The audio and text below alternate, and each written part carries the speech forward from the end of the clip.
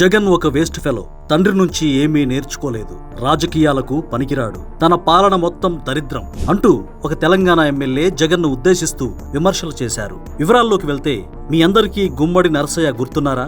CPI ML party నుంచి 5 సార్లు ఎమ్మెల్యేగా ఇల్లెందు నియోజకవర్గం నుంచి ప్రాతినిధ్యం వహించారు. అప్పటి నుంచి ఈ రోజు వరకు ఆయన కేవలం సైకిల్ పైనే తిరుగుతున్నారు. సైకిల్ పై తిరుగుతున్నారంటే డబ్బులు దాచుకుని సైకిల్ పై తిరుగుతున్నారనుకోవద్దు.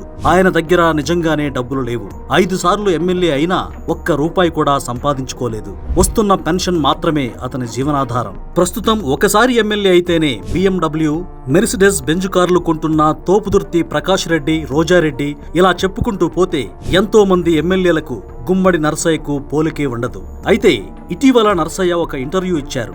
ఎంతో సౌమ్యుడు, వివాదరహితుడు అయిన నరసయ్య ఇప్పటి వరకు ఏ ఒక్క పార్టీని కాని ఏ ఒక్క రాజకీయ నాయకుడిని కాని నేరుగా విమర్శించలేదు. కానీ మొట్టమొదటిసారిగా ఆయన నోరు తెరిచి జగన్ ఒక మూర్ఖుడు అని, తన తండ్రి నుంచి ఏమీ నేర్చుకోలేదని, దరిద్రంగా పరిపాలించడంతో పాటు అన్ని దరిద్రపు పనులే చేశాడని వ్యాఖ్యానించారు. అటువంటి వ్యక్తికి మళ్లీ ఎవరూ ఓటేరని, అతను రాజకీయాలకు పనికిరాడని గుమ్మడి నరసయ్య తేల్చేశారు. ఒక నిజాయితీపరుడు, మన రాష్ట్రానికి సంబంధం లేనటువంటి వ్యక్తి, రాజకీయాలకు దూరంగా ఉంటున్న నరసయ్య కూడా జగన్ను విమర్శించడాన్ని చూస్తుంటే ఈ భూమి మీద జగన్ను తిట్టని ప్రాణి అనేది ఉండదేమో అని అన్నట్లుగా అనిపిస్తోంది. అయితే గుమ్మడి నరసయ్య జీవితం ఆధారంగా ఒక సినిమా నిర్మాణం జరుపుకుంటోంది. ఆ సినిమాలో ఈ వ్యాఖ్యలు కూడా పెట్టాలనే ఆలోచనలో దర్శకుడు ఉన్నట్లుగా తెలుస్తోంది.